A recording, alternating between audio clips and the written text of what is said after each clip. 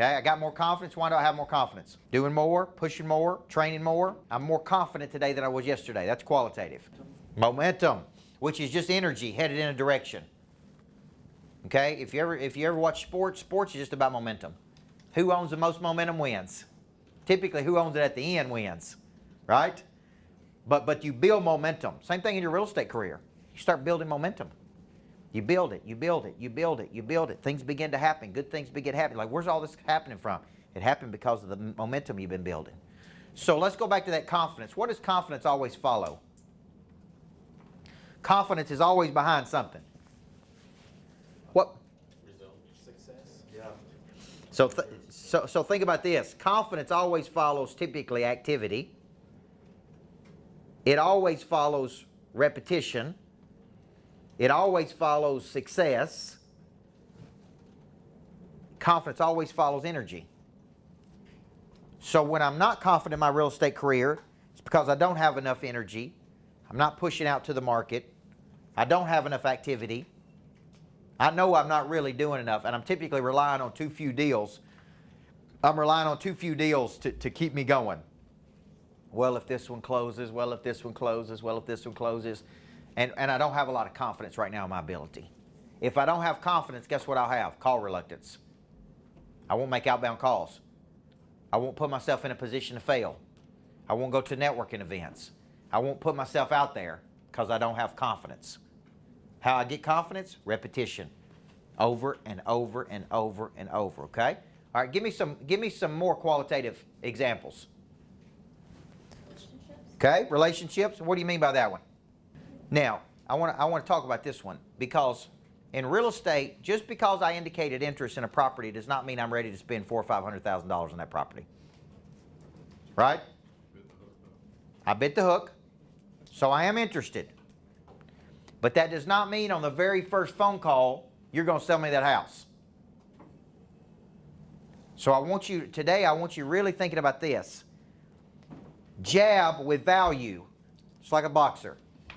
Jab with value. Push people to something. Okay? So I called in and I indicated interest, but I'm not ready to buy it. A lot of real estate agents will never ever call a person back more than 1 or 2 times, right or wrong? So here's what you got to start thinking. I jab. That means I give you something of value. Hey, take a look at this. I'm going to send you an email about this. I'm going to send you 3 properties here. I'm constantly pushing people to something. So qualitative progress could be, I wasn't going 7 touches. Now I've been coached, and now I am going 7 touches with people. Okay, now give me some quantitative progress that you're making in the last 30, 60, 90 days. Quantitative means we can measure it. More closings. What else? That's a good one. Build a hopper. More people in Yeah, more people in the funnel. More people in the farm club.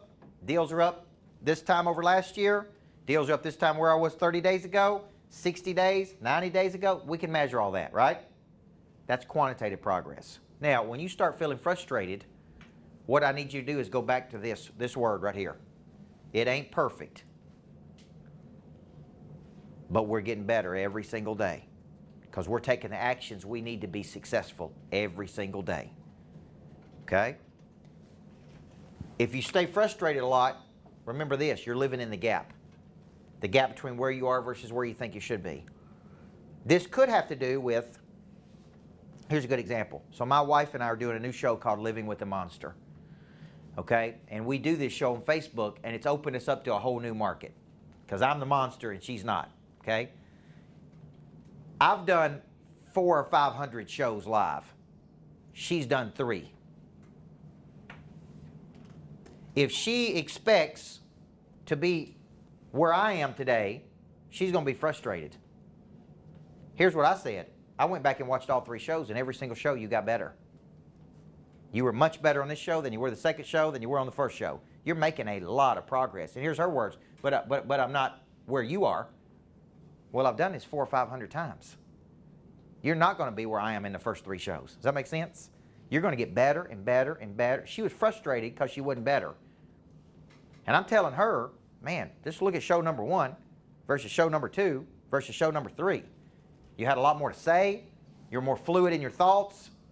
You're making progress. So don't be frustrated by where you are. If you compare yourself versus an agent doing 100 deals a year, you're going to be frustrated. How many years did it take them to do that? If I compare myself to a person who's been doing this for 30 or 40 years, how frustrated am I going to be? Why am I not where he is? Why am I not doing the volume he's doing? What I got to say is look at where I was a year ago versus where I am today. That's what you need to be saying to yourself. Look at where I was 30 days ago versus where I am today. And live right here. This will get you out of being frustrated all the time. Okay? And that's where we're trying to get you, is a place where every day in every way I'm making more progress. Okay? All right, we're going to practice some things up front, guys. Okay?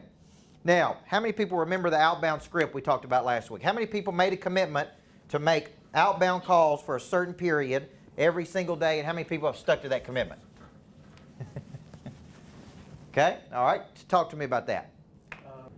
Okay. All right. Now, what have you found when you made those outbound calls? I found that there were times that I screwed up, so Okay. I learned from that and then just kept on going. Okay. And you got better. And that was a dedicated call time that you committed to. Yep. Right? Do you feel like that's increased your confidence? It did. Do you feel like it's going to increase your volume? I do. And it is. Okay. So it's already increasing your volume. Now, so what's our theory there? Why would we do that? Why would we dedicate certain times of the day to do that? Focused intensity. Yeah, it's just during this period of time, this is all I'm doing, is making outbound phone calls during this period of time. I'm not servicing customers. I'm not playing on the internet. I'm not putting Facebook things out. During this period of time, all I'm doing is making outbound phone calls. Who am I calling? Past clients, Okay. people that come through Boomtown or Okay. resources. Hit list people from Boomtown. Who else? Could I be calling current clients? Yes or no? Yep. Okay. Anybody else? Who else could I be calling? Strategic partners? There's plenty of people to call, right? Do you believe through the sheer exchange of energy that you're pushing out to the market that you'll sell more? See, I believe you need a reason to call people. And the reason could be anything. Could be an offer, could be I found something, could be you indicated interest.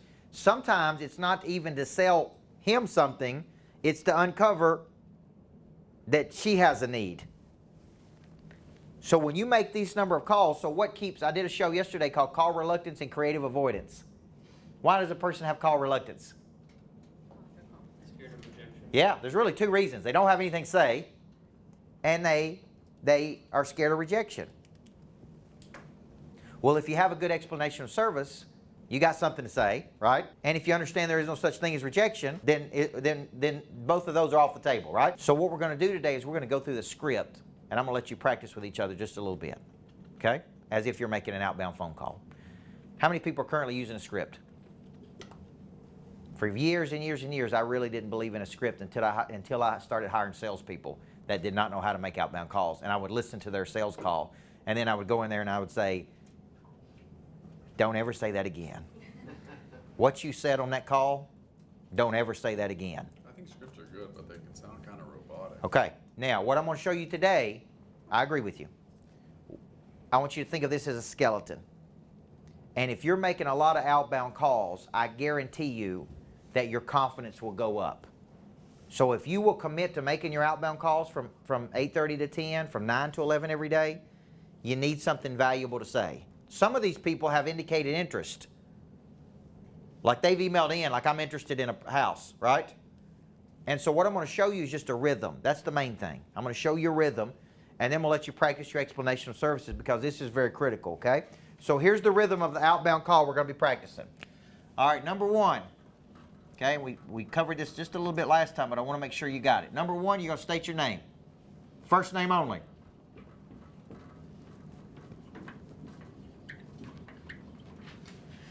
Okay, and who you're with. Number two, you're going to ask permission. Is this a good time to talk? Remember me talking about last month? There's a lot of theory about whether you should ask for permission or not ask for permission. My point is you need to ask for permission because if you're calling somebody as they're walking into a meeting, they're not listening anyway. I've had my salespeople check for the last 30 days on what response they got, and 90% of the time, people said, yes, this is a good time to talk, or I've got a few minutes. 9 out of every 10 calls. Very few people said, no, it ain't a good time to talk. If they say it's not a good time to talk, you say, would this afternoon be better, or tomorrow morning, or tomorrow afternoon, right? But let's say they grant you permission, okay? The third thing I want you to do is I want you to get in the habit of stating the purpose. Purpose of this call is that I notice you indicated interest in this property. Okay, just tell them the purpose. Right? Get right to the point. Then you're going to say there's just a few questions I need to ask you. That's called discovery. Oops, sorry, number 4. Discovery. Now, let's talk about these questions. Kenny, what questions would you ask a person if you were calling them, if you really wanted to dig in? Because here's the point. I'm going at Kenny. Here's how most people think. Kenny, you emailed in about this property. It's $399. Would you like to go look at it? Right? That's how most agents have that conversation. But see, what we're missing is, if you're a real expert, you should be able to uncover what he really needs. He may not even need that. Right. Matter of fact, he may buy a house for $499. He may get into his discovery, and I may understand, well, Kenny, what you're really looking for is you want your kids to go to this certain school, you'd like 2-acre lot, you'd like to build a subdivision. I know you called in about this particular property, but that really ain't the property you need. I got 2 other properties you need. Okay, what's your budget here? Well, it's $399. Well, if I could get you in a better one, would you at least go look at it, right? And the difference in that payments, if you're an expert, you're saying it's $30 a month, and I could get you all that. What you're talking about is this. I don't know that unless I ask him the questions, right? So what questions would you ask a person if you're discovering? I'm always trying to get. Yeah. Now, here's the deal. People are always moving away from something and towards something. I don't like the current subdivision because there's a lot of traffic in there. My kids can't play at night. My kids can't play outside anymore. Whatever. I don't like the school my kid go to. My wife's always talking about the master bedroom she don't like. Great. So I'm doing some discovery, and that's typically 3 questions. 3 key questions. Okay? Now, from this, I'm going to move into what's called framing. This is very critical because you're probably asking, where does the explanation of service come in? Framing is where I'm positioning myself as an expert. So how does a top real estate agent do this? How can you frame? Because at some point, you need to get control of this conversation and let them know that they're dealing with their real expert. So how could I frame that up if I'm a real estate agent? Give them similar properties that you feel like they'd be interested in. Okay? So I want you to think this. Get out of a selling mode and get into a coaching mode. See, I'm coming to you. Remember this. I don't know what I want until you tell me. I got an idea about what I want, but the reason I came to you is because you're an expert. So when I start framing, I move into a coaching role. Based on what you told me, there's really 2 or 3 subdivisions I think would be perfect for you. Okay? And at our company, we work with routinely 500, 600, 700 families a year, right? To help them do this, make this transition. What I'm trying to do is establish credibility. Okay, I'm not just a number. I'm not just a bozo that answered the phone that one day lucked into getting my real estate license. I really know what I'm doing here. And I'm actually kind of becoming the buyer versus the seller. Everybody see what I'm saying here? That's framing. At DESELMS, we believe every person deserves the right to have a professional represent them when they buy or sell real estate. You know, we've helped over 20,000 people over the last X number of years. I'm framing. Okay? Now, then I move into my pitch. And the pitch could be as simple as some call to action. Would you like to go see it this afternoon? You know, if you understand economics, you understand demand and supply. Right now there's too much demand and not enough supply, which is creating a forced intensity in the market, right? Average sale time today is 24 hours, man. So if you really like that property, can I get with you and your wife and let's go look at it this afternoon? You see how I'm kind of taking control of this deal now? I'm not saying, well, when would you like to go look at it? Would you like to go this weekend? What's convenient for you? See, a challenger will challenge the prospect. And so what that means is, Tara says to me, well, I'm really busy this week. I just don't have time to go see it. A challenger, a true expert would say, Tara, I understand. But if that's a property you really think you're interested in, there's probably going to be multiple offers on this by end of business today. I mean, I may or may not be able to get you in this afternoon to look at it. See what I'm doing? Now I'm creating a little exclusivity and scarcity. If you want it, right? I'm raising money for the new Greatness Factory, which means I'm taking investors, and there's offices in the Greatness Factory. And every time I sell an office, I go back to those other people and I say, look, there's only 3 offices left. There's only 2 offices left. I've already got 2 investors. You know, what I'm doing is I'm saying, look, I ain't got time to mess around here. We got demand. We got the supply, and we got the demand. Either you want in or you're going to miss out on this deal. Does that make sense? And people will go, no, I want in. I want in. Okay, I need your paperwork turned in if you want in this deal. You follow me here? Well, same thing's true on a house. Look, we rode out and looked at this house this weekend. We love it. My wife's looked at it 7 times online. Seems like to me you really like this thing. We need to get you out there tonight and look at it because there could be multiple offers on it because of the basic demand and supply, what's going on in the market right now. So I'm I'm pitching my services and saying, hey, if that sounds good to you, let me send this over to you. Let's go ahead and get started. And then I'm going to make a close. Now, what's a close? It's not close to sell them a house. It's not like, okay, I'm ready. Let me send you a check over this afternoon. A close, this is where a lot of real estate agents make mistakes. A close is just pushing them to something. It's a commitment to a next round. It's like, hey, this sounds good. Sounds like you're really interested. Okay? Would anything stop us from moving forward? Sometimes if you're about to get a contract, another question I ask, would there be anything that would prohibit you from moving forward with this? Right? Would there be anything that you could think of that would prohibit us moving forward? This is the mechanics of a great outbound phone call. Right? So it's real simple. Hi, this is Michael calling from DESELMS, real estate team. Okay, is this a good time to talk? Yes, it is. Great, let me tell you the purpose of this call. You emailed in about the property, right? I just need to ask you a few quick questions. I'm going to do a little bit of framing. We've helped over X number of people. We routinely help everybody this year. I helped somebody just like you the other day here. We believe every person deserves the right to have a professional. Okay? If this sounds good to you, what would stop us from going to the next round and going to look at that thing? And then you're a coach. Start coaching them, right? Does sound good. I'd like to schedule a meeting for us to go tonight. Perfect. What if they don't do that? It's not over. Push them to something. Let me send you a video on this. Let me send you 3 other properties that look good. Every time I send you something, what does that give me the ability to do? Follow up. Follow up. Remember this, foyer, living room, kitchen. They're in the foyer, they're in the living room, they're in the kitchen. So if you're in the foyer, I'm moving you. Hey, let me send you this video. Make sure you watch it today. I'll follow back up with you tomorrow afternoon. Pushing. Pushing. Have you watched the video that I sent you? Are you ready? Have you seen enough to make a decision? Are you ready to go see the property? Okay? Are there any questions on this outbound script? Now, what this does is it gives me confidence. It gives me confidence. Okay? And if you're making a lot of outbound phone calls, you need to get this a rhythm. It's just a rhythm. That's all I'm looking for. It's just a skeleton, okay? So, now we're going to practice. All right? We're going to practice. Now, the person beside you, I want you to play along with them. No, I just emailed in. I was looking at this property on Saturday.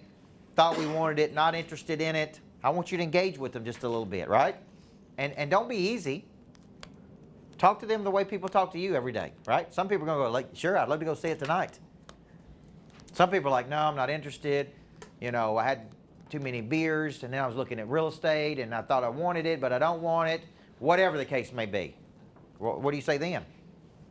We curse them out. Yeah, well, let's get some beers and let's go look at it together. You know, I mean, you got to be creative. You got to be quick on your feet. You understand what I'm saying? What I'm saying is, play pitch and catch with me. Don't be done. Just because I give you a little bit of pushback, hey, I'm busy right now, right? I understand you're busy. Would this afternoon be a better time to talk? No, really, I'm not interested anymore. Well, you must have been interested because you emailed in. I go back and forth with people, right? listen, when you look at that property and walk in that property, it's going to change. It's going to blow your mind, because it blew my mind when I walked in it. You understand what I'm saying here? Pique their interest.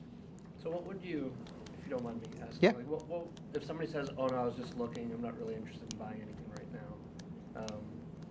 What's your When a person says they're just looking, well, I say people typically are looking because they've got a curiosity or they've got some type of interest, but that picture does it no justice. What I'd like to do is just ask you a few key questions. At some point, you're going to buy or sell some more real estate. Would you like to come out and look at some of these properties, right? You never know how you hook a person. I've looked at a lot of properties I would never buy, but that ain't the real deal. What the real deal is building this relationship with each other. The real deal is figuring out what I really want. The real deal is figuring out who else I can connect you to. So what I'm trying to do is just pull you in. Now, what I do in my world is I push people to things. Come sit on this class for free. Watch this video that I did yesterday. Listen to this download. And I jab. I don't go for the hook, right? Well, I'm not interested in coaching right now. Well, are you interested in your own potential? Because you emailed in on Saturday night at 10 o'clock. You must be interested in something.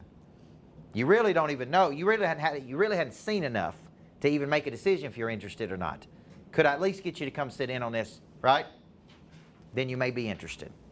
Sometimes you can turn the most skeptical people in the world when you just have dialogue and conversation with them, right? It's this exchange of energy. But people that are not hitting their sales goals, one reason, they're not exchanging enough energy out in the market. It's really that simple. And the market never lies. The market's telling you, hey, you're not doing enough here. You're not making enough outbound calls, okay? So look at the person beside you, and I like you to go through this and practice right here. And don't worry about messing up. Don't worry about screwing up. Just work through the script, and let's see how you can get just a little bit better at this, because this is what you should be doing every day from 9 to 11, 8:30 to 10. Every day you should be making outbound calls. What's the one thing that would prohibit you from making outbound calls? We already took care of call reluctance and creative avoidance is where you find creative things to do. You find creative things to do except doing what you're supposed to be doing. Because technically the only thing that should stop you is an appointment was set that could be That's right. avoided from that moment. That's right. An appointment. There should be nothing. See, if you really believe that sales is, I believe that sales is the lifeblood of my business, guys. So if I believe that, every day I got to be creating new customers. Now we're going to get rejected. So what? There should be nothing that should keep you from this. Every great real estate agent that's great makes outbound calls for 2 hours every single day. It's a discipline. It's a daily discipline that they tackle. Okay? Every mediocre real estate agent makes random and sporadic phone calls whenever they want to. And here's the big thing, when they feel like it. What's the difference between an amateur and professional? One thing. Amateurs only perform when they feel like performing. Okay? Professionals perform every day, whether they feel like it or not. Right? That's the real difference. The professionals show up every day and just do the deal, man. They do the deal. Okay? So I want you to think about this. And in your mind, the worst mistake you can make is beginning to believe that you're already there. You know, I was on the phone with an agent the other day, last night actually, and we were talking to her about getting coached, and here's the worst things that came out of her mouth. Well, I'm already doing 40 deals. I'm already pretty good. And I said, well, could you get your mind around doing 80 deals? Because we're coaching people doing 80 deals, and we're coaching people doing 120 deals, and we're even coaching one agent doing 200 deals a year. So 40 to me is still a little baby money compared to what a person's capable of. Now, if you think 40 is the top of the food chain, then that's our first problem we got. Does that make sense? Like I coach mortgage originators, they're doing 25 million, and they're like, oh, I'm already doing 25 million. I'm like, well, I'm coaching Michael Brown, and he's doing 90 million or 100 million. I mean, you're still making a little baby money compared to him. Does that make sense? I mean, does that make them feel good? It don't even matter to me if it makes them feel good, because here's my point. Do you want to get better or not? That to me, that's a true indicator, right? We have one broker. Here's a good thing. You may adopt this. We have one broker that when they're interviewing agents, part of their interview process is they have to come to a session with me, and if they're not interested in their own potential of getting better, he don't even take them on his team. He says, if you're not interested in growth and improvement and enhancing your business, and you can't find any value in 2 hours worth of coaching that we provided for you, you don't need to work with us. He don't even take them on because he's not interested. If they're completely satisfied with where they are, why would you want a person like that? Because they're not growing. They're not going to get any better. You understand what I'm saying? So I've made up my mind. I only want to work with a certain type of person. Does growth always have to be number related though? No. It's got more to do with curiosity and like you're interested in your potential, not number. It's more like I'm hungry. I want to play at a higher level than where I'm currently playing at. I can learn something. That's kind of his mindset is, can you learn something? So let's make a few outbound calls and practice. Matt Clark came to me one day and he said, I'm going to, does he go to Haiti every year? Somewhere. CEO here at Churchill. He said, I'm going to Haiti to help these kids and I need you to write me a big fat check. Well, guess what? You can't write a big fat check to Haiti unless you got a big fat check. And you know where those big fat checks come from? Being great at sales. For you, right? So if you have a passion to help church, causes, advancement, charity, you got to get this in your mind early in life. The only place you're going to get that money is from your business. Everybody with me? So if you have a passion for Haiti, you may say, I want to get to 80 deals because at 80 deals, I can help a lot of people in Haiti or wherever. At 20 deals, I can't help. I heard a person say this, when you don't make enough income, you're very selfish. It's all about you. I got to meet my needs. I got to have enough gas in my tank. I don't have enough money to eat. I don't have any extra income to give to anybody else. Right or wrong? I can't help a charity if I don't make enough income. It's selfish. Because it's all about you. You're worried about the 20 feet around you. It's like we can't go to Haiti because we don't have enough money to eat every month. Well, the way we have enough money to eat and give to Haiti is we get our little business up and running at a level that it's giving us cash. And it's giving us excess cash. And that excess cash can then be reinvested. It can be put into charity. It can be tithed at church. You follow me here? But the only person who can really make that decision, so let's break it down and get very granular. For me to be able to do those things, guess what I got to do every day? I got to prospect every day. Now, do I like prospecting every day? No. Hell no. But do I do it? Hell yes.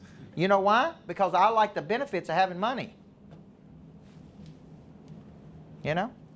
So you got to get to the point that you got to make up your mind if you want to be an amateur or you want to be a professional. And professionals use scripts, and professionals get better, and professionals are interested. So, and professionals are practicing every day. That's kind of the mindset you got to adopt, right?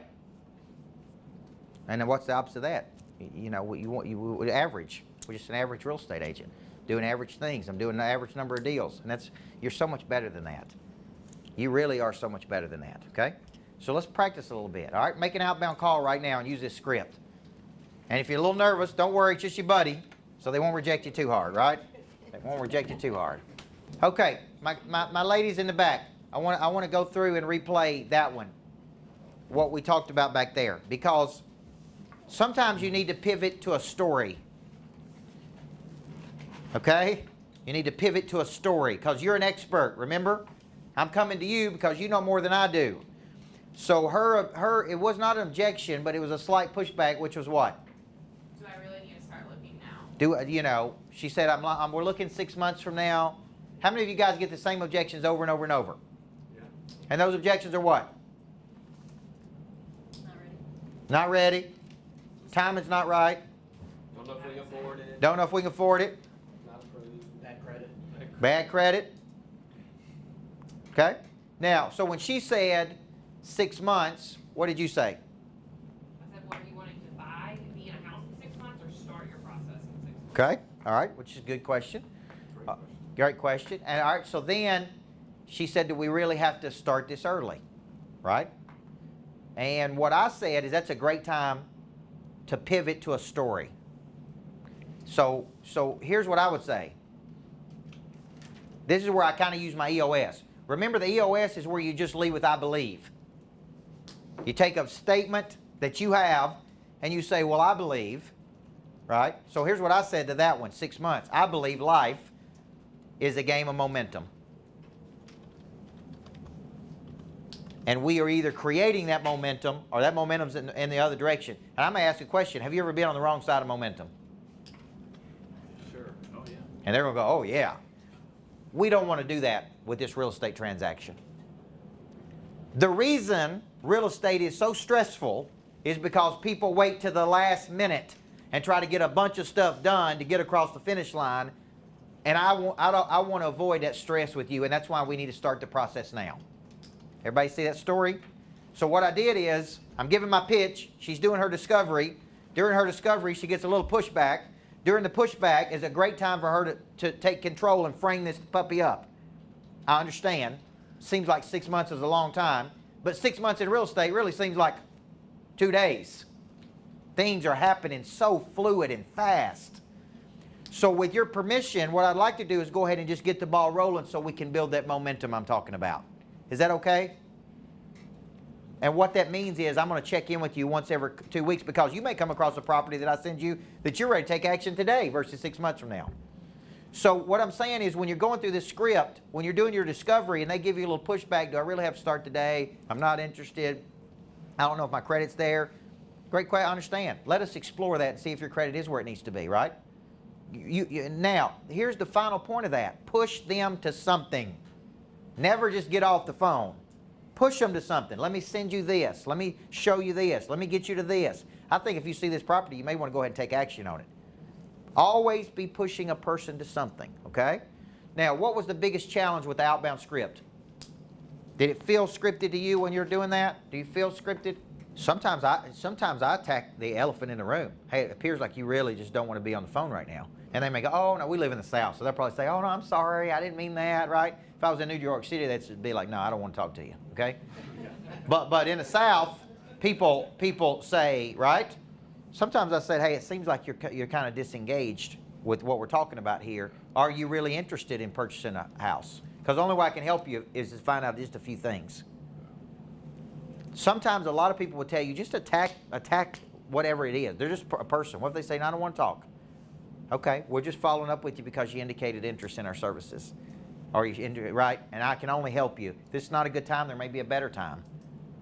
You know, maybe you like to talk on the weekends. Maybe you're more relaxed. Maybe you're stressed out. Whatever. We don't know what's going on in their life. What I've got to do is I got to get this exchange of energy. Now, what I asked Tara was, if I could show you the people who get in the office and make their phone calls every day and their production numbers versus the people who don't, do you think it would be glaringly obvious to you that people who get in there and make calls make more money? Sure. Right? So here's all you got to do sometimes when you're trying to be successful. You look at what other successful people do, and I'm like, what does that guy do? Well, that guy gets in there and makes calls every day from 9 to 11. He uses a script. He's world-class at overcoming objection. He's practiced. He's having at least 10, 15, 20 conversations a day. That's what makes him world-class. That's why he's making $400,000 a year, and I'm making $30,000 a year.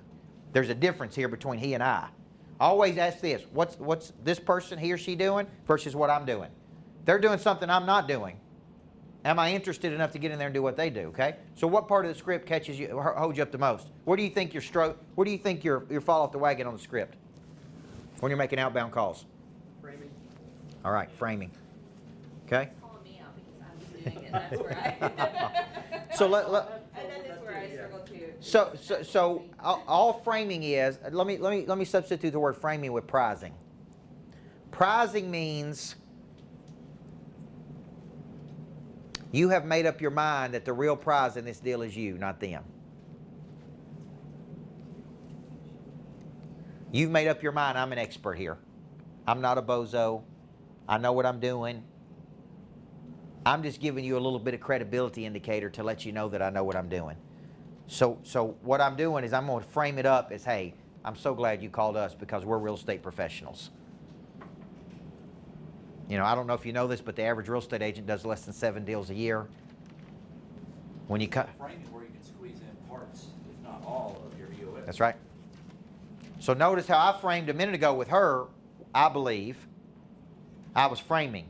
Now what that person is going to do is go, they may be on the other line going, he's right, man. The reason the third most stressful thing you'll ever do in your life is buy or sell real estate is because people don't don't go into this properly. They don't set expectations. They don't have enough time. They try to cram it all in at the end. Thank goodness you called me, because I'm gonna make sure we don't do that. I don't want this to be stressful for you. See how that slight little frame in there? And all you do is put "I believe." If I was a real estate agent, one of the number one things I would always say is I believe every person deserves the right to have a professional represent them when they buy, sell, build, or finance real estate. Thank goodness you called us, because our team has been in business for X number of years. We've helped X number of families, and that's exactly what we're going to do for you. Doesn't have to be this big, long, drawn-out deal, right? Now, what if I throw it at you? How do you do it different? What do you say? Hey, I was looking at a couple other real estate firms. How do you do it different than them? What would you say there? I'm not an objection. That's not an objection. That's just a question. How do you think your real estate firm does it different than somebody else's real estate firm? What would you say? So you could even say that. I think about using your EOS there. You could even say we believe in controlling the experience from start to finish. We believe we believe real estate doesn't have to be stressful. It could be a pleasant experience. We believe our job is to take that stress out. You understand what I'm saying? Now, if you know what your competitors do, what I do is I always say they're very good at what they do. But there are some clear philosophical differences between me and them. Like if I'm competing versus Grant Cardone, I say Grant Cardone is probably the greatest sales trainer on planet Earth right now. But you're not ever going to get to talk to Grant. You're talking to me. You're going to be coached by me. I'm a coach, and he's a celebrity. See the difference? I'm running a coaching business. All I do all day, every day is coach. There are some philosophical differences about what we're doing here. And they'll go, oh, that makes perfect sense. That is true, right? I'm not bashing them. I actually complimented them, right? But that is true. You're not going to get him personally. You're not going to be able to pick up the phone and call him. You're going to get him in an online academy, and you're going to get me here with you, face to face. You're going to be personally coached by me. So all I'm looking for is a little bit of differential advantage. Okay? Hey, the other real estate firms are awesome. Let me tell you one or two things we do a little bit different than everybody else. Okay? Or what I personally do different than everybody else. So what I'm doing is I'm weaving that EOS into the equation at some point in there. Okay? Now, we're going to take a short break. When we come back, we're going to let you overcome the top 3 objections. So when I throw an objection at you, you're going to practice on any response to that objection. Now, what does a relationship builder do when they get objection? Roll over. Okay, I understand. Call me back if you need anything else, because they want to be liked. A challenger, when they meet objection, understands objection is just part of the process. I'm just testing you. I'm just doing this right here, right? What I need you to do is come back at me and reframe what I'm thinking. And you may reframe what I'm thinking with one statement. Oh, I understand. But this, have you thought about it this way? Bam. And what I'm going to do is just challenge your assumption just a little bit. Like, oh, I talked to other agents and they told me that, you know, the values on these properties are going to go up at some point. I understand. But what if I told you that I'm actually seeing evidence that those properties in that subdivision are going down versus up? See how I challenge them a little bit? You're just planting a little bit of seed in their mind where it's like, okay, this guy's a professional. I'm not just going to roll over him. He knows what he's doing. So when you get objection, you don't need to roll over and quit. You need to just challenge their thought process a little bit. Okay? So we're going to practice that. Then we're going to pretend you're going to a listing appointment and you're in front of a potential person who's got a very, very, very big house. And you're going to sit in front of them and I'm going to say, go. Share with me why I should use you. And we're interviewing 3 different firms. We're interviewing this firm, and this firm. Now, go. Because once we get past the pleasantries and the weather and the kids, then it's going to be like, I know why you're here. Do your thing. Show me why I should work with you, right? So the first sale really, the first close you got to make is what? The appointment. And if you can't get the appointment sale, so we'll work on that objection. Too busy, can't get my wife together, I travel a lot, right? Because if you can't get that part, That's part of the concept of pushing people. Now, what I would say is, like if I rode along with you and I did two things. I just followed you around all day. And I watched you make your outbound calls. And I watched the discipline you have of attacking your business. And I sat in on one of your listing presentations. And I sat there and said, are you practicing this exactly like you've been taught to do it? Right? What would I see? Because I would know in 24 hours.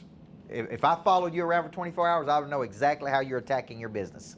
Are you in the office every day making 2-hour calls? Are you using a script? How do you overcome objection? What's your follow-up like? Are you pushing them to an appointment? Are you overcoming the objection there? Are you doing a great job on your listing presentation? I mean, I could watch and see, hey, this is where you fall off the wagon, man. You come out of the gate strong, but we fall off the wagon somewhere, right? So just be thinking about where you personally fall off the wagon. Okay? All right, let's take 5 minutes and then we'll come back and keep going. Think of your business as having missing structures. And so I want you constantly asking, what are my missing structures? How do I feel those? Doesn't this all start, though? I asked somebody this the other day. I hope I don't come across as too strong, but I asked a person yesterday in Huntsville, a real estate agent, how do you justify not being interested in your own potential? How do you justify to your own self you not being interested in your own potential? Because a person that is interested in their own potential is doing what? Exerting energy toward that potential, right? They're taking action. They're creating movement. They're not stagnant. They're dynamic. The agents that make the most money are the most dynamic agents. Dynamic is energy. They're attracting people to them. They're pushing out things, okay? So if you're not hitting the sales numbers you would like to hit for yourself, it's most likely because you're not exerting enough outbound energy, which is attracting people to you in the form of leads, money, opportunity, recognition, referrals, okay? And it takes an enormous amount of push out to attract people in, okay? And that's where a lot of people just are not interested in that. They basically want leads to come in, then make outbound calls. What I'd rather do is look at it this way.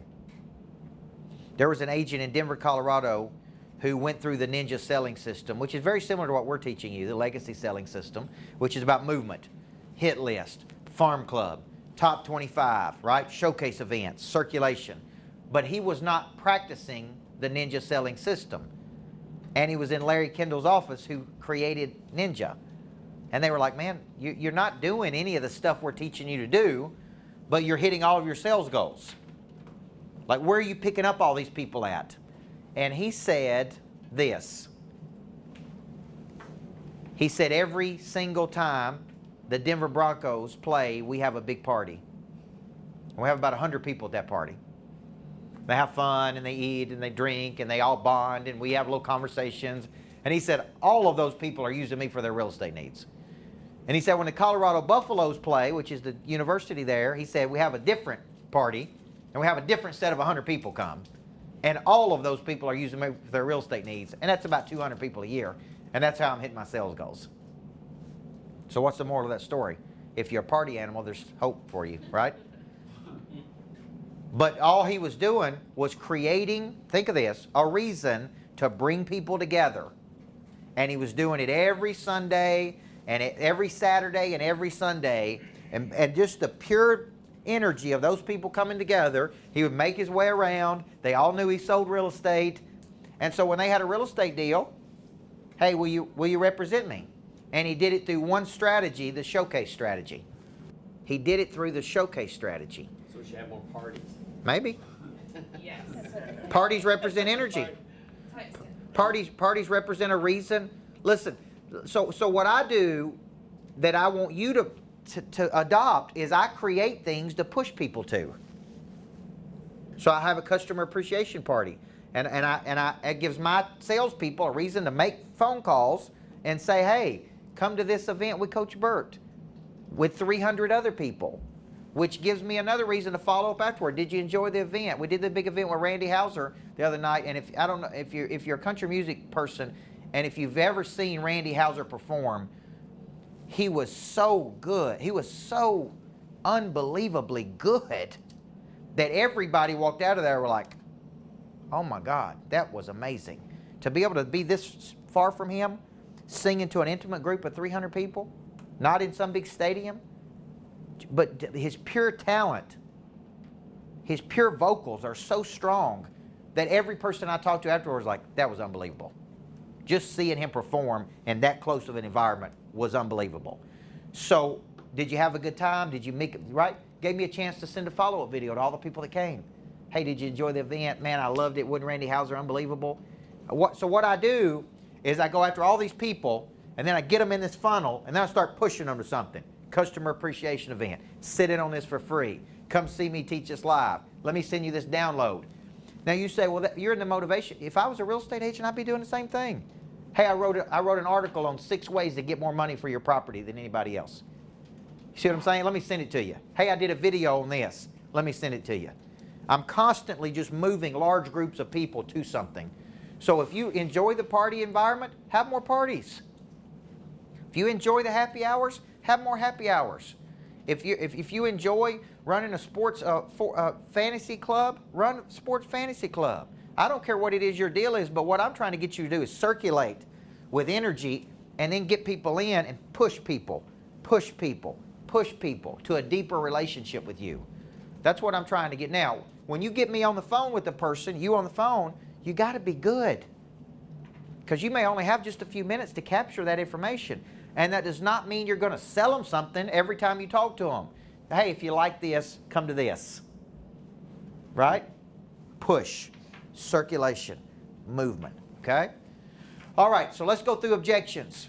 Okay? We're going to go through top 3 objections that you currently hear. I want you to call these out. Give me some top 3 objections that you hear. What do you hear the most? Just browsing. Just browsing. Okay? All right, so let's talk about that one. I'm just browsing. Okay? Come back at me on that one. What do you typically say when they say just browsing? What prompted you to browse? Do you like investing in real estate? You don't like something in your current house? Right? You try to create a dialogue. Right? I get emails every day from a real estate agent with properties in Nashville. And one day I just called her and said, look, my wife and I want to go look at some of these properties. She didn't sell me anything, but she was able to get in, talk to me, uncover my needs, listen. And what I told her afterward is I said, the only place you messed up is I didn't buy something that day, but you haven't followed up with me with a human touch. It's been all automation. What you should be doing is about once a month, hey, Coach Burt, I know you came down and looked at those properties. I've got some more for you to look at, right? All she's doing is pushing me to something new. Hey, I know you may want a condo down in Nashville. One came available. Can I get you down there to show it to you? You may not be interested in it. Push, constantly pushing. So browsing is what prompted you to browse. Are you a real estate investor? Are you interested? Are you dissatisfied with where you currently are? Because I only browse for things when I'm a little bit interested in them, okay? What else? So that's one, what we hear. What else do we hear? Already working with another agent. I'm already working with another agent, okay? So what do you say on that one? That's interesting. Right. You say that's interesting? Yeah. All right, and then what? Did they refer you to our website, or how did that work out? Okay. What do they typically say? No. Okay. I also heard you can say, are you married to them or are you just dating them? There you go. That's good, right? Are you married to them or are you just dating them? Here's what I say. How often do you talk to them? Because the person that handles my real estate, I talk to almost every day. That's how fluid our relationship is. Yeah, I get the, well, my mom has a friend that's been all over me, so I'm probably going to have to work with her. Okay. All right, so that's a great time to tell a story. Man, every time I went into business with some of my closest friends, some of them didn't end up as friends after that. Does that concern you? Yeah, it does kind of concern me because my mom, I get mad and this. I like keeping business, business, and friendship, friendship. You see what I'm saying? All I'm doing is challenging you to think. Because they may go, man, he's right. I don't want to muddy the water here. I just need to tell mom that I'm using a professional. See what I'm saying here? So a relationship builder just takes it on the chin.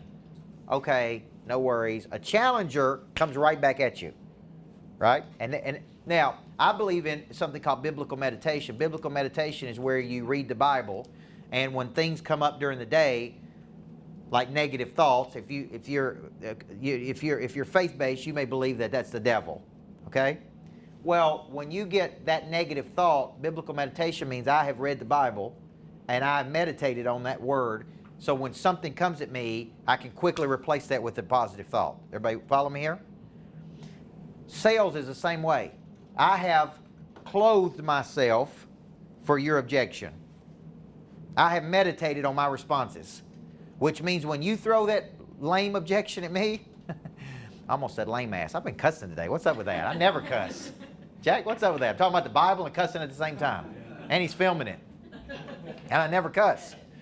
So my point is, I almost said when you come at me with that lame excuse, I've already meditated on my scripts.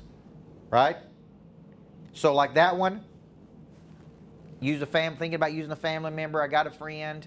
Do you know if they're a professional real estate agent? Because most agents do less than 7 deals a year. Do you really want a person representing you that's just a friend and not a professional? Do you want to muddy the water between the friendship? Because sometimes I've got into business deals with my friends and it didn't work out and we ended up not being friends. I'm going to come right back at them when they tell me that. Some of them are going to go, man, he's right. I don't need to do that. Okay, give me some more. What you got? Working on my credit. Okay, I'm working on my credit. What do we say to that one? Have you talked to anybody and checked your credit score? Okay, when's the last time you checked your credit score? Right? If I could put you with a person to help rehab or rehabilitate that credit, would it be valuable to you? You know, you may not make them feel bad here. You don't want to say, hey, you know, are you a loser? Do you not have any good credit? You don't want to make them feel that way. You may want to say, hey, look, I get it, man. I had a ding on my credit at one time. I completely understood it. Prohibited me from purchasing things. I found a way to get my credit score back up to where it needs to be. If I could show you a person, help you with that. It seems like you really want to get a house and keep moving forward in your life, right? Okay, and get agreement from them as you're selling them. Isn't that right? Yes, it is right. I am trying to get my life in order, trying to get my credit in. Great. I'm going to work with you through this process, introduce you to this person. I'd love to just represent you as you buy or sell your real estate. Okay, what else? Tara, am I missing any? Objections that people hear. And I always say this, you don't want the same person negotiating on your behalf that's also got the best interests of the seller. Part of my job is negotiating on your behalf, and you want a pit bull, not a poodle in this scenario. Right? So, you see how I'm clothed for those? Because you guys hear the same objection over and over, don't you? Some of these people you're going to turn. They're going to be like, man, he's right. He's right. I do need a professional. Man, I am ready to get my credit together. See, part of being a great agent is not just being a real estate person. It's like you're a little motivator. You're a coach. You're like motivating me to take action. I do want that house. I do want to move up in the world. I do want to get out of this place I'm in. I do want a better place in life. It's like you're my little personal coach, right? Okay, ladies in the back, what's the biggest objection you hear?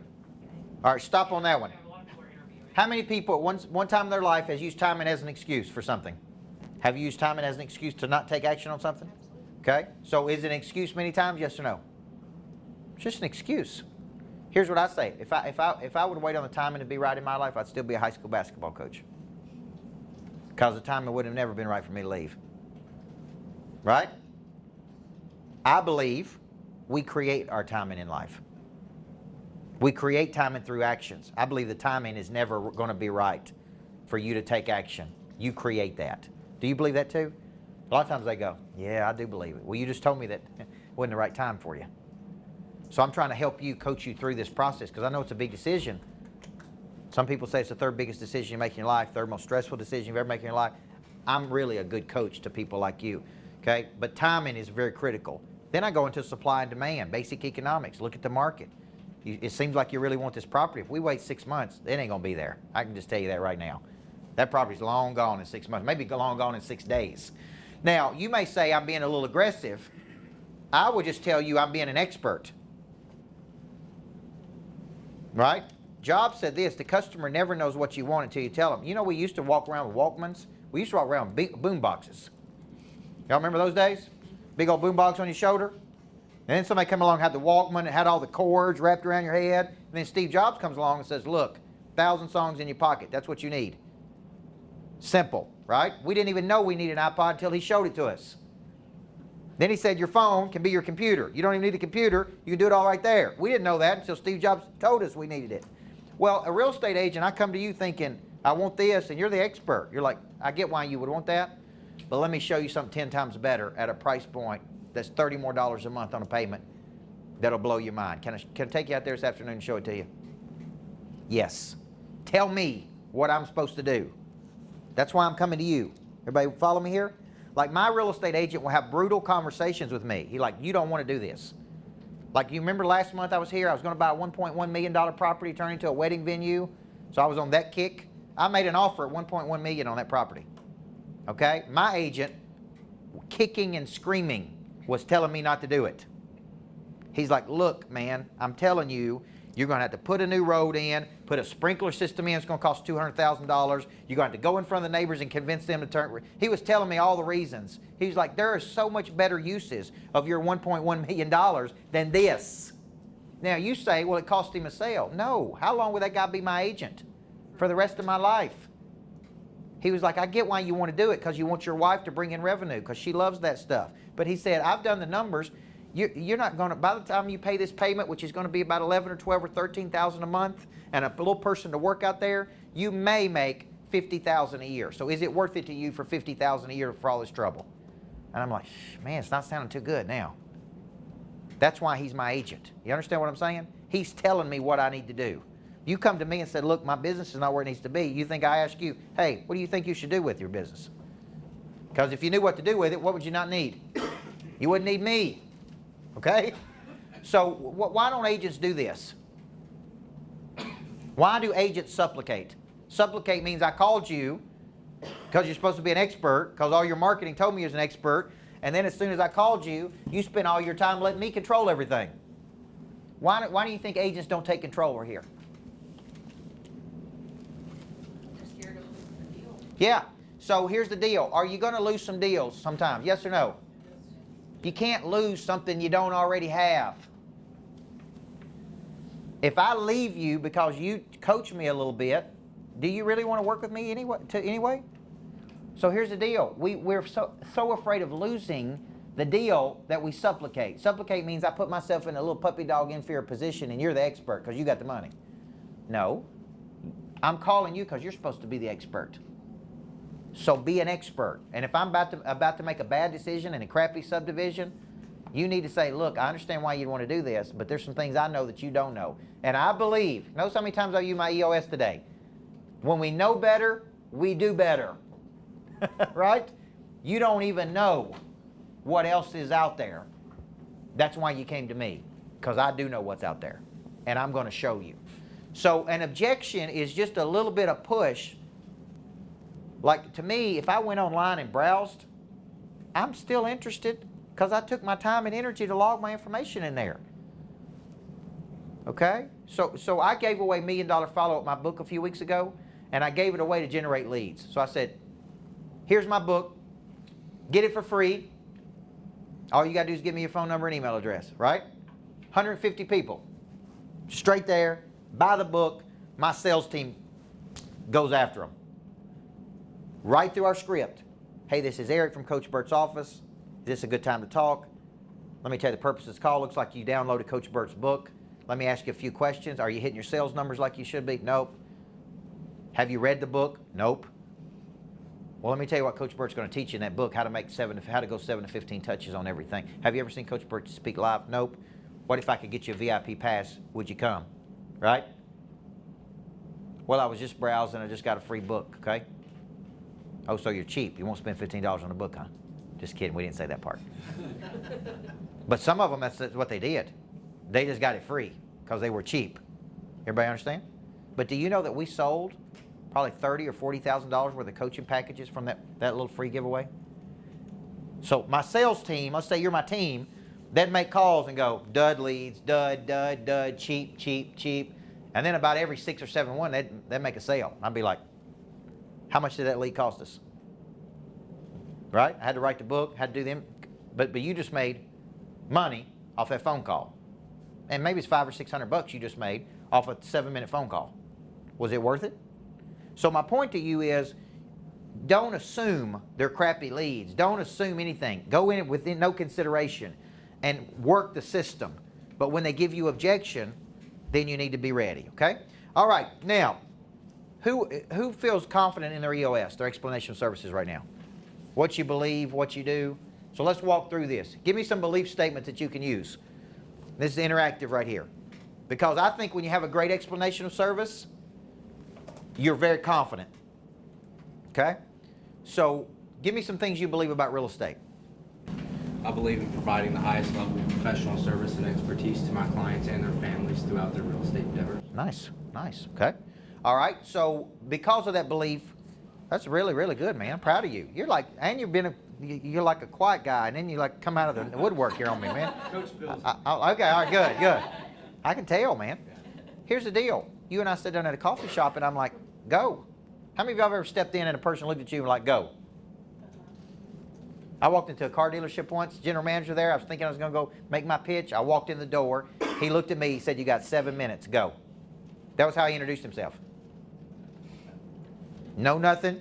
Go. Give me your pitch. I either like it or I don't. You follow me? And I did a pitiful job. I was like, everybody needs a coach in life. I mean, I was like, this is pitiful, man. I mean, I can't believe I teach people this, and this is what, because I was so unexpected of him doing that to me. You think we're going to talk about the weather and kids and blah, blah, blah. But he was like, look, I know why you're here. If you want my business, give me your best pitch. I should have said, well, let me tell you what I believe. I believe people who have a coach earn 3 and 4 times the amount of money than those that don't. I believe trained people outperform untrained people. Do you believe that too? He's going to sit there and go, yes, I do. Great. Who's coaching your people right now? Nobody. That's why I'm here. You understand? So you're coming out of the gate is strong, right? Now, pivot and tell me what you do. Okay, we believe the same things. What do you do for me when I hire you? Just pick up with the second part or go straight down to Go straight through, skip the why you believe it, and go to this is what I do. essentially what I do is I take my intrinsic passion to create and execute the perfect real estate experience for my clients. Nice. Man, I'm kind of attracted to you right now, man. This is kind of freaky. This is crazy, man. Jack, I'm blushing. All right, keep going. Essentially, though, what Have you overcome that objection? All right, keep going. essentially what I do is I take my my dynamic focus and I combine it with my focused intensity to create the perfect real estate experience for my client. I feel like I'm repeating myself Yeah. over and over. Okay, I like that though. I love the word intrinsic. Is it intrinsic? Intrinsic passion. I love. I stole our company. But listen, that's a good one. That's a good one. Because let me tell you why this is important, guys. I want you to get this. He's talking unlike other real estate agents. He is de-commoditizing himself. I mean, I'm attracted to what he's saying, which means I move toward him. If he sat there and said, well, you know, I work at this real estate, I'm a realtor, I work at this firm, we've been in business for a long time, we got a good name, we got a lot of good people over there, can we represent you? I'm moving away from him. I'm like, that's pitiful. That's it? You're going to represent me? What he's saying is eliciting a passion. Because you know what I believe? I believe people that have an intrinsic passion towards something and use that intrinsic passion are attractive to the market.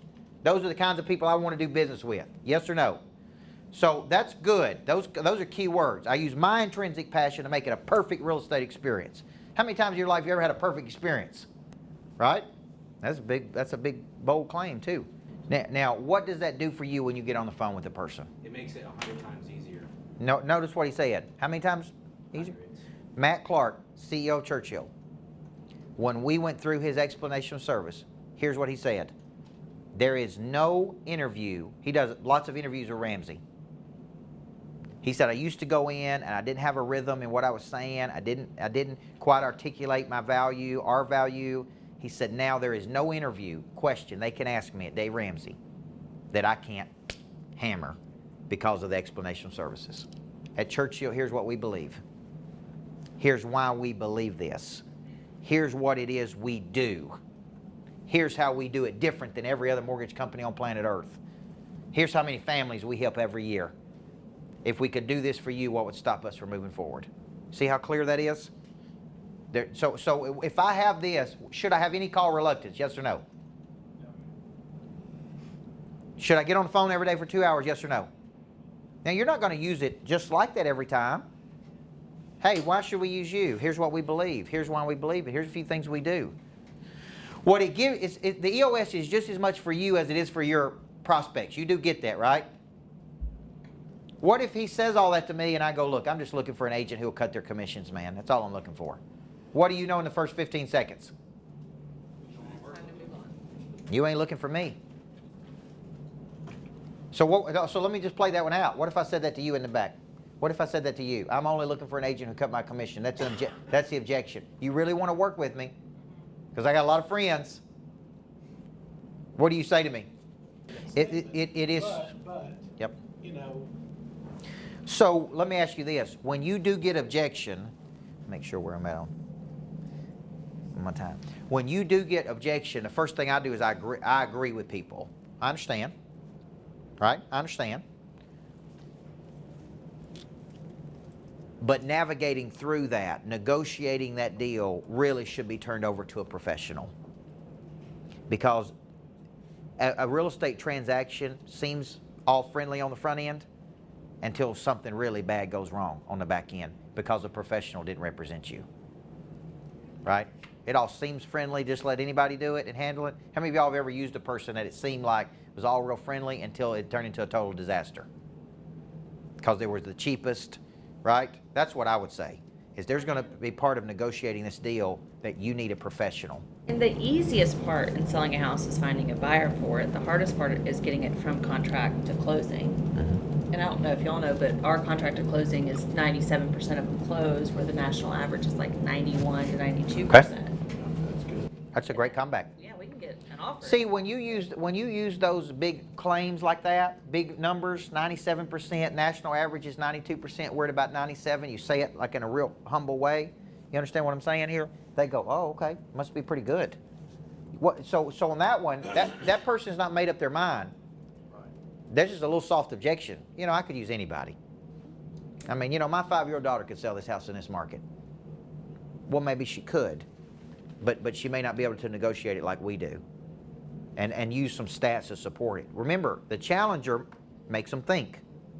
The challenger, when they volley, you volley back. You don't just roll over. You challenge them, and if you don't get them there, doesn't mean they're not interested. They may just be distracted right now. We don't know what's going on with them, okay? So you've been using your EOS with success. How many people believe they got to go? They need to go to work on their EOS? I mean, he just told you it makes it 100 times better, right?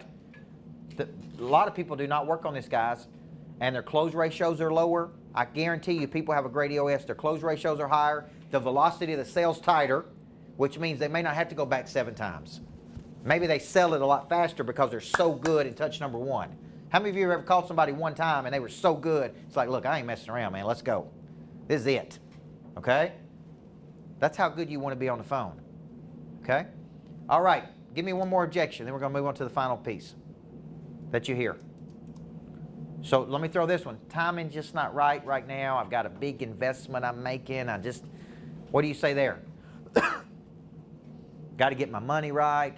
Who gave me that objection earlier? You did. That's good. Got to get something working here. What's the comeback on that?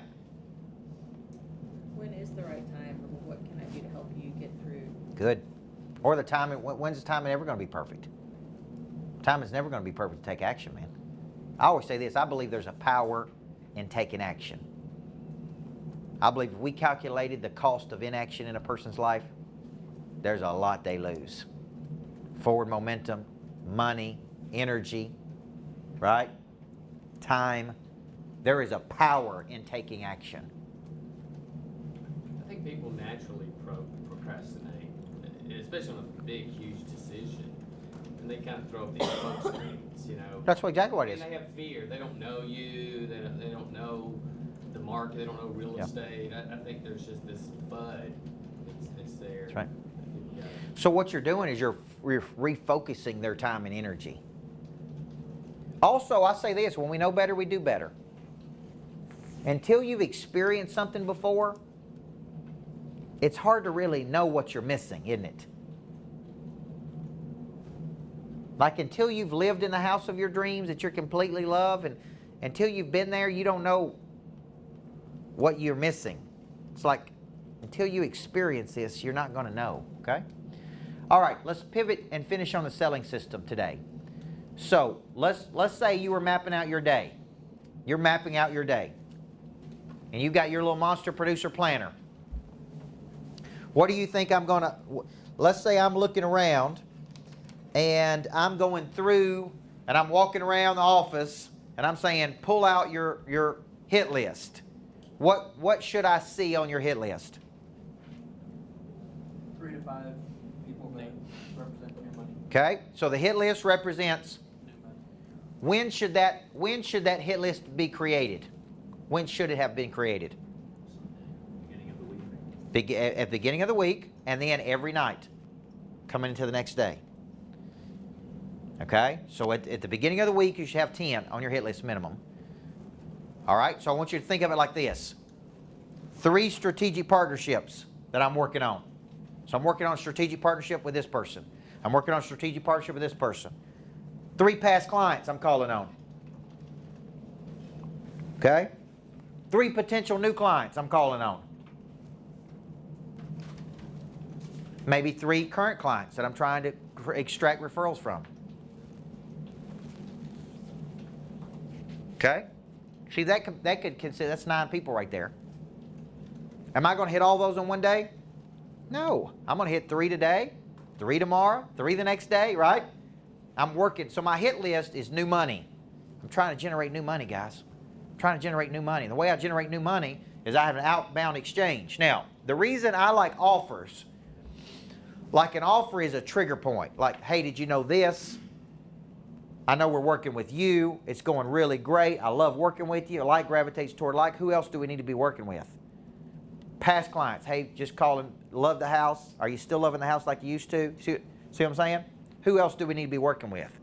That's my hit list. All right? Now, let's say last night you sat down and you mapped out your hit list for today, and you said, these are the people I'm going after today. What do I use from today's training? Could use my outbound scripts. Okay? Hey, this is so-and-so, calling for this reason, blah, blah, blah. Love working with you. I'm always looking to exchange energy with people. Who else do I need to be working with that you know? Okay? Hey, I'm looking to form a strategic partnership, way for you to win, way for us to win. Okay? Go into it and non-linear sale, which means when you go into, don't go into it with a preconceived notion of how this is going to work. Be open to anything. Don't be rigid. Be fluid in your thought. So I come and sell you this, but that didn't work. So now I'm working on now, but through my discussion with you, I uncover, hey, there's a whole nother world over here. But I got to get on the phone with you to know that. So when do I get on the phone? I get on the phone from 9 to 11. I'm making these outbound calls. I got my hit list. Now, let's say I'm walking around the office and I'm saying, show me your farm club. So I got a hit list which represents new money. I got a farm club which represents what? Yeah. So how many of those should I have in my planner? 5. Yeah. 3 to 5 a day. How many touches are we going to go with them? 7 to 15. I was telling my guy out there a minute ago, I spoke at MIG a few weeks ago. MIG is supposedly one of the top producing mortgage companies in Tennessee. Quicken Loans is number 2. MIG is supposedly number 1, which means they're producing the highest amount of volume in the market. So I spoke there in Knoxville to generate leads. We generated leads. Now we're going back trying to sell those people, right? They were interested that day. He's like, man, I can't get them on the phone. And I said, first mistake you're making is the only way you're trying to go back to them is what? All you're doing is calling them. You hadn't sent them any videos, right? You're not using any other means to go back to them. You should send them video. You should phone call, text message, Facebook, LinkedIn, anything you got to do to get their attention. Don't go in one medium. Don't just call them every Monday. Hey, would you like to buy something? Come back and hit them in multiple ways. Even if you got to cut a little video, I said, I'll do a video. If you want me to do a video, you can send to them, right? But don't think 7 touches means 7 creative touches. It doesn't mean 1 touch and give up. It doesn't mean 2 phone calls and give up. It's I'm going to hit you this way, and then I'm going to come at you this way, and I'm going to jab at you this way, and I'm going to hit you this way. When I get to number 15, I may go, hey, have you seen enough to make a decision? Or it seems like you're stalling on this. Let me give you a reason to take action. But I'm going to go the 7 touches. Okay? How many people have a lot of people in their farm club right now? How many do we want in our farm club? As many as we can get. As many as we can get. So I got a hit list and I got a farm club. Every day I'm working. I got a hit list and I got a farm club. I've also got new customers. How many referrals do we want out of those new customers? 5.7. And the way we get to 5.7 is what? Slow down, build intimate relationship with your client, get to know them at a much deeper level, really be good. I mean really be good. Okay? Don't be kind of good. Be good. Okay? Slow down. Get to know them. Less than 9% of people remember their real estate agent's name after the transaction. You know what that means? They weren't that good. Because if I can forget your name after this big old transaction, something's bad wrong, right? So every week, hit list, farm club, okay? And I'm going to add one more strategy that we need to be working. And we're calling that the top 25, okay? So I want you thinking, get your mind around this. 25 relationships bringing you 3 referrals a year. Would that be valuable for you, yes or no? 25 relationships bringing you 3 referrals a year. 75 new transactions a year. Okay? Where do we get those 25 relationships from?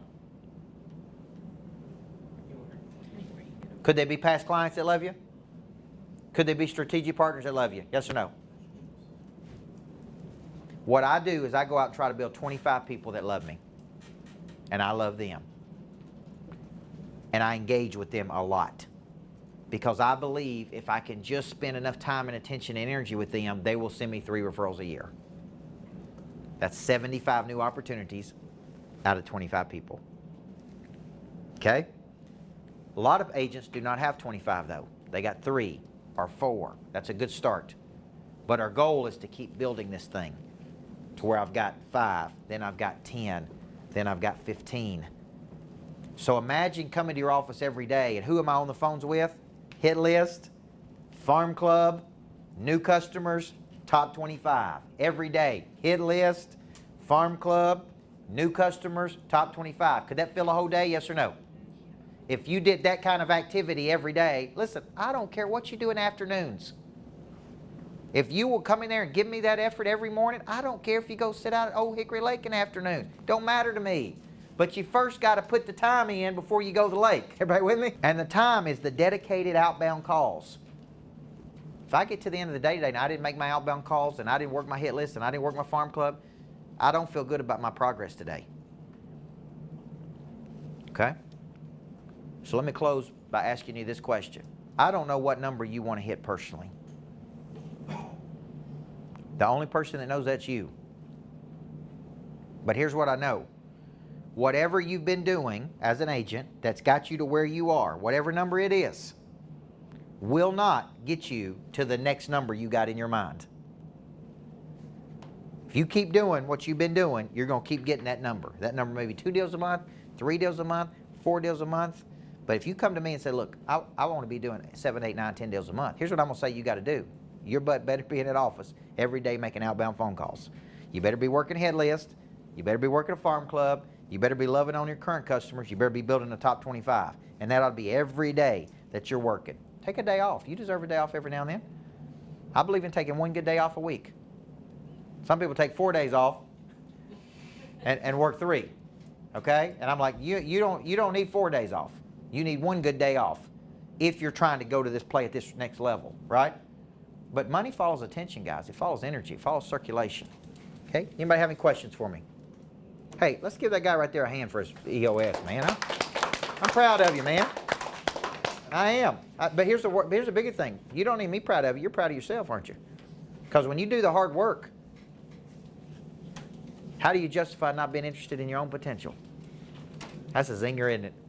Because if you're interested in your own potential, man, you're going to do what he did. You're going to dig in. You're going to get better. You're going to go out there and push and exert, okay? So let's go out there and push it, guys. Get it, make those call times, okay? God bless you. Thanks for coming.